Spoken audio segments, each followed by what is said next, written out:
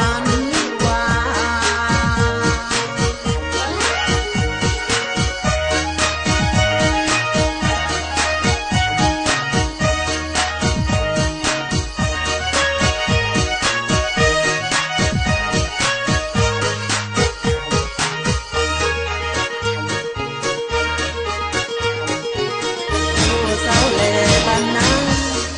สวยเด่น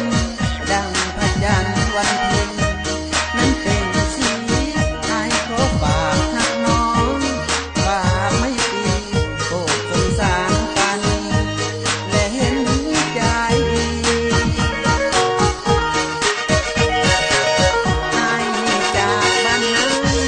มาหาน้องหวังปากของความรักให้สดใสหวังว่าน้องคนดีเห็นใจหรือติว่าอายเป็นคนบ่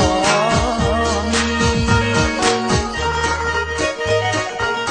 อายจะหาเงินทองมาขอแต่งกระดองแทงให้พร้อมจะไป